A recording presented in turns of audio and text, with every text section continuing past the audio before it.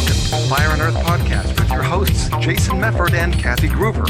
Fire and Earth, giving you the keys to unlock your limitless potential. Hey everybody, welcome to another episode of the Fire and Earth podcast. I am your co-host, Kathy Groover. And I'm Jason Mefford. And today we're back to talk about love, love, love. Bum, bum, bum, bum, bum. Right, it brings up like all different kinds of stuff. But what about love? About the love languages? Mm-hmm. And when we hear the love languages, and for those of you that have read the book, it's specifically tools and techniques so that you can relate to your partner in love. So when you figure out what your love language is, and we sat down and figured out what ours was, I remember what mine are. That's all we need to know. And we find out what our partner's is, because so often there's a disconnect. One person might show love by acts of service, and the other person is like, I can wash my own car windows. Why do you think I don't care about they that? love me? So there's that disconnect there. So we're not going to talk about relationships, though. We're going to talk about the 5 love languages in self-care, because we have, well, our primary relationship is with ourselves. Yep. So why not take this technique and use it to make sure you are getting your own needs met from yourself? Yeah. Well, and because like you said, the book was really kind of written about relationships and usually with significant others, right?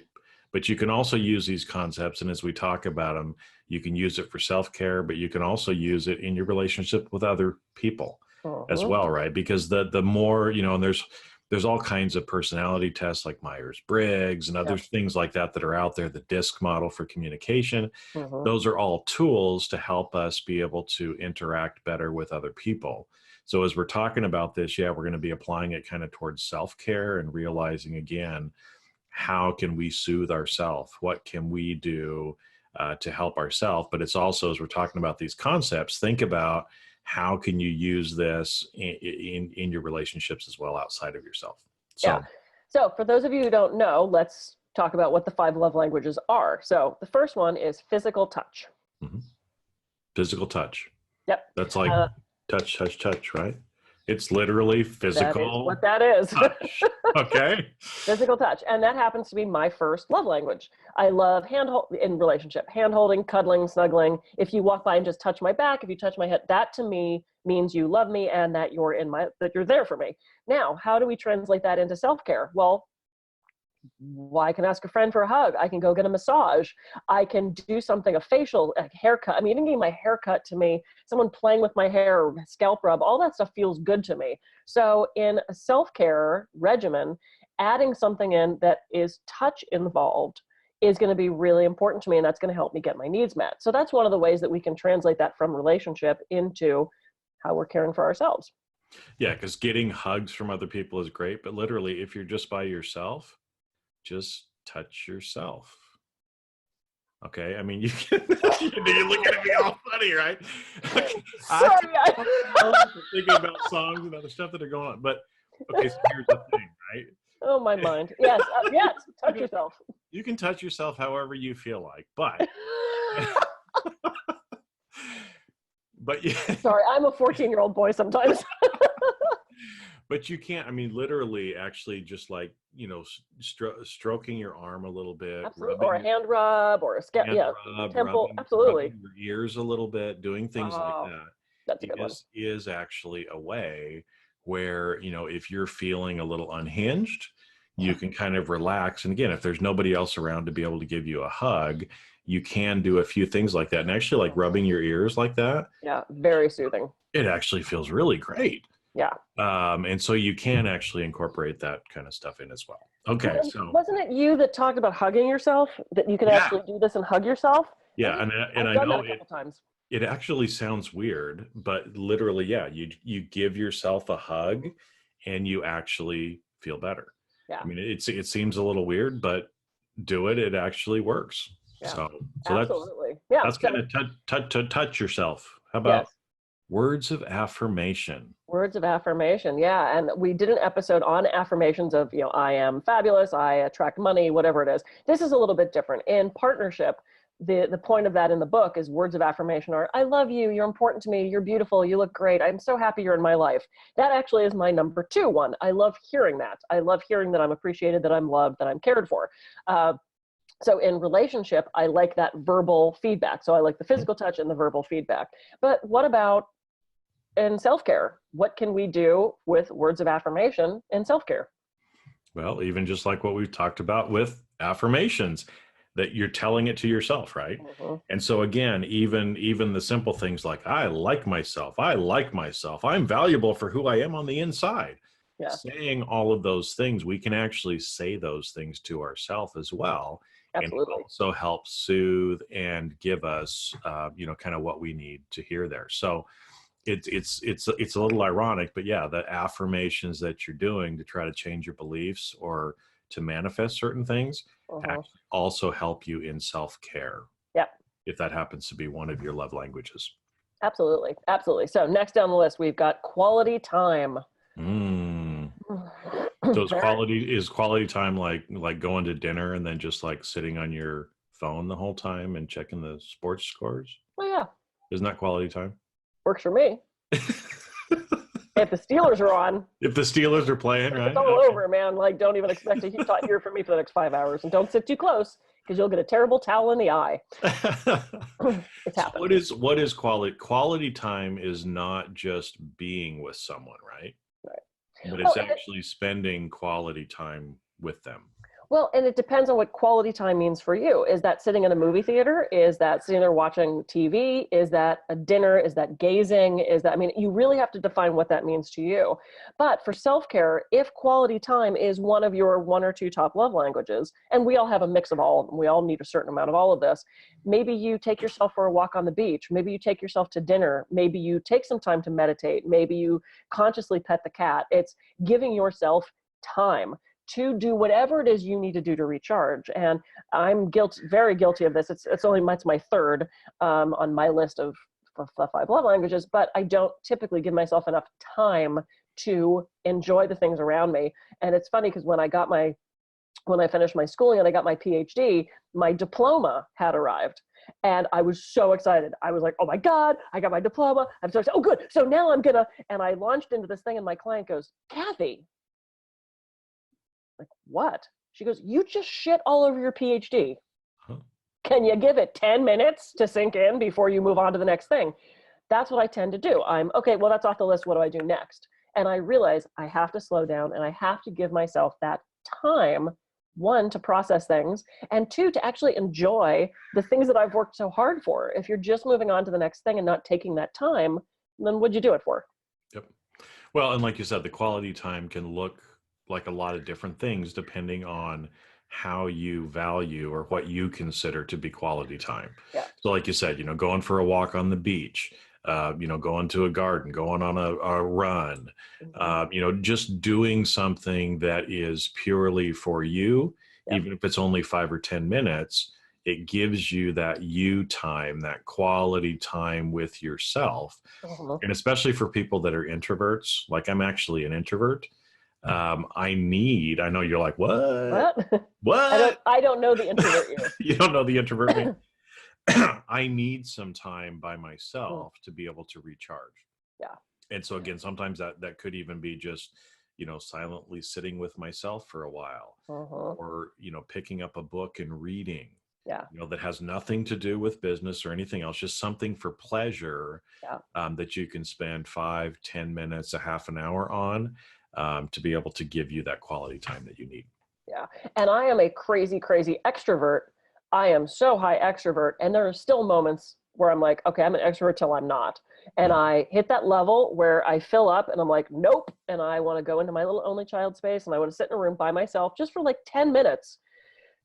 And then I'm ready to be an extrovert again. So you have to determine for you where your limits are and be aware of that. Just like in relationship, it's important to be aware of what your partner's needs are. It's important to know what you need and honor that as well. So we've got physical touch, words of affirmation, quality time, receiving gifts. Because diamonds are a girl's best friend, I don't right? have my jewelry on, but You don't yeah. have your jewelry on today? Yeah, so some people prefer to receive gifts, right? And so again, if for ourselves, we can do the same things, right? It's okay to buy yourself gifts. Absolutely. And in this, I think it's usually how I found it that works well for me is, I look forward to something with anticipation. Hmm. Right. And so maybe I'll kind of force myself to do certain things or accomplish something. And then I reward myself Yeah. by giving myself a gift. Now, this is not one of my strong languages, Hmm. for myself personally, but, again, there's kind of this nice satisfaction of, when you're raising kids, we call it gating. You gate the kids, meaning that there's kind of a You gate. put them in a cage? You put them in a cage. Oh, not my Oh, kid. this is why I didn't have kids. Okay. Sorry, I misunderstood what we were doing. but it's as if, pretend like the kid is behind a gate and they want to get to the other side. They have control over the gate. Once you open the gate, you can get to the other side.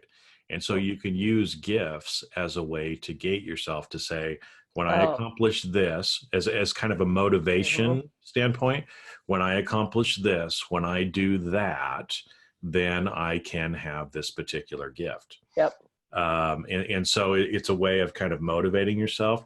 The one thing with receiving gifts that I'll kind of put in there that is sometimes a little challenge or can be dangerous is, especially if gifts is something that you really enjoy, you just got to temper that a little bit, because some people have shopping addictions and other things like that, where, the only way that they're trying to fill that void is by shopping and giving themselves things. And so you do have to be a little careful about that as well. I agree.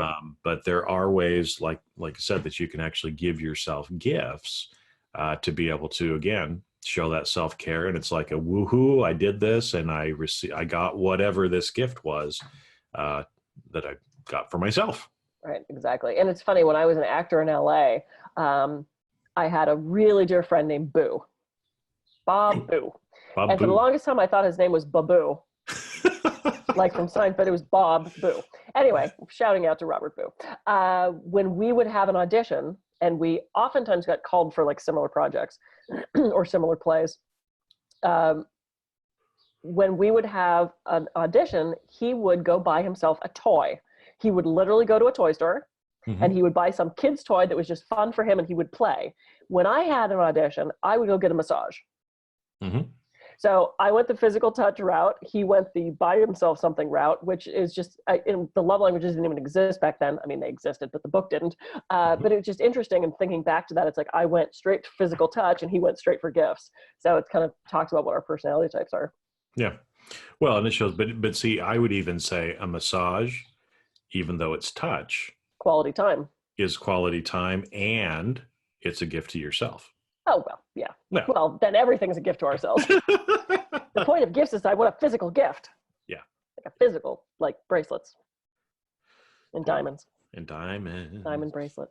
Okay, so we've got 4. We've got physical touch, words of affirmation, quality time, receiving gifts. The last one is acts of service. Doesn't do a thing for me. Doesn't? Nope. It's literally one. It's one. I only had one of the whole thing when I did the quiz. One. Okay. Well, so what is an act of service? And again, how can we relate that back to ourself? Yeah. For self-care. So act of service. So I have to say my ex-husband was phenomenal. That was obviously one of his love languages, because he would make me iced tea, or he would wash the windows on my car, and he would be very excited when he did that. That was one of his ways of showing love. Hey, I washed the windows in your car, to which I would go, okay. I didn't get, because it's just not one of my love languages that's strong at all. So that was his way of showing love. That's not the way I accepted love. I wanted something different. And I eventually grew to appreciate that, because I knew that was his expression of love. So doing things for people, picking up their dry cleaning when you know they don't have time, picking up dinner because you know they're really busy and they don't have time to cook that night, washing the windows in their car, making them iced tea, all those things. That's that acts of service. Now, how do we translate that into self-care if that's high on your list? It's doing something for yourself. And it's interesting, because in thinking about it, I have a client who said, you know what? I hate cleaning my house. When I finally have time off, I don't want to clean my house. She hired a housekeeping service. In a way, that was self-care, acts of service. something that she didn't have time to do, she brought in someone else to do it for her. So it's kind of a twisted way to look at that, but that's an act of service. That's something that someone now is doing for her so that she doesn't have to, which is kind of the basis of where that one came from. Which I think is probably the best way to kind of think about that. Because again, as I think about that in a self-care kind of perspective, is service is usually always doing something for somebody else. Right.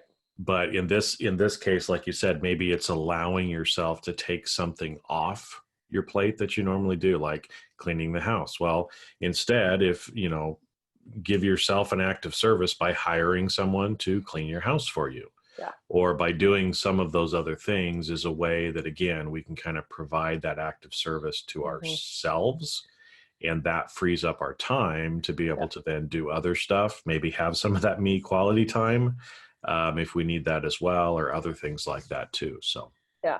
And though I have to say, when we do something, when we are of service to others, that makes us feel good. And it's interesting. I had to drop my car for the oil change and all that stuff. And I get dropped off at my office by the car place, but on the way back, I tend to grab whatever client is about to leave my office, and I go, can you run me 6 blocks down the street to get, and I had a client, I've known the guy for years, and I said, oh, can I ask you a favor?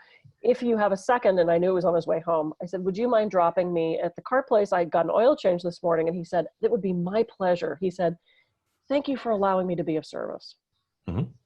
And I was like, wow, okay. I mean, he was so happy that I could let him do something for me. And same thing, I have a very dear friend named Kim, who I was very upset one night, and I went to her and some grieving that I was going through.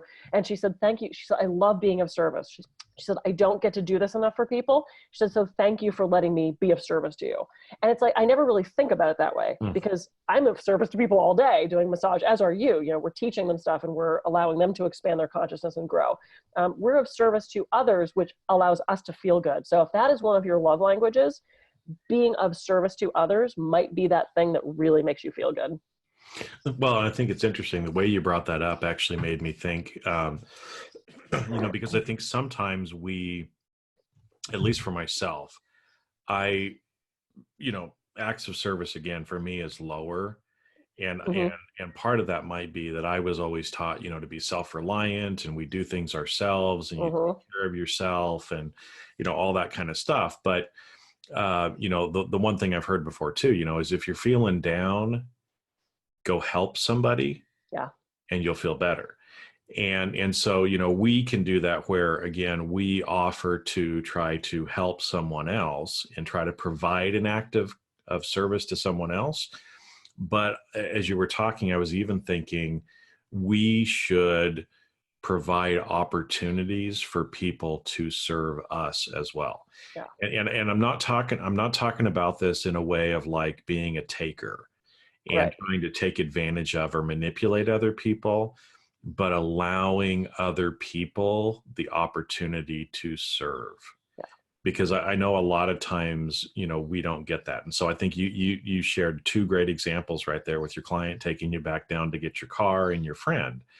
Those were both opportunities where you were open and vulnerable and allowing them and saying, I could use some help. Would you help me?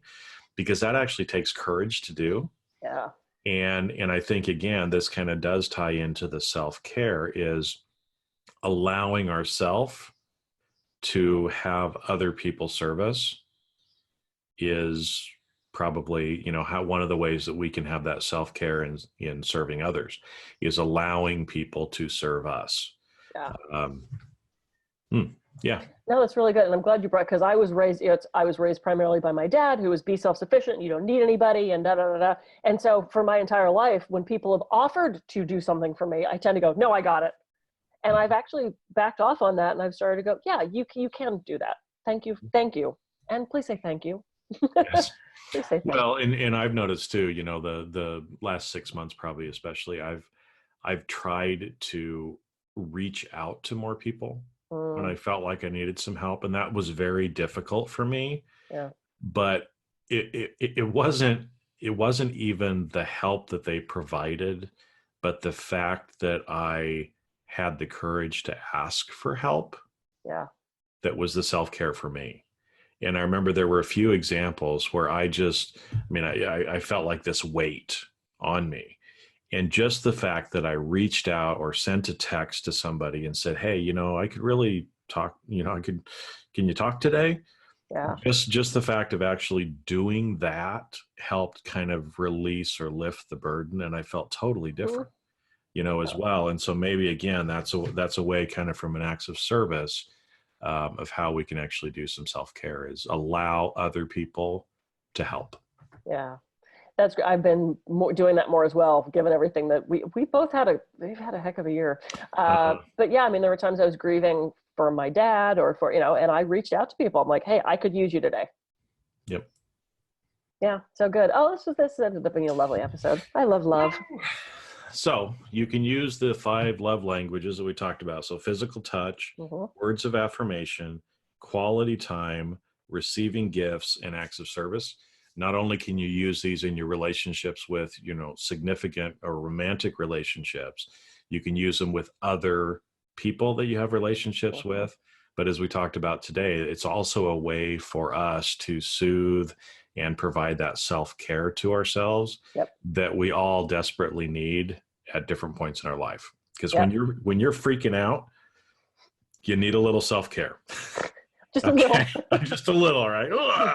But I love the book. I read the book when it came out. There's actually, through the book, there's the website where you can do the quiz to figure out what your love language is. You probably have an idea of it, but it gives you, would you prefer blah or blah? And you really sometimes have to think about that. So I recommend, it's a free quiz.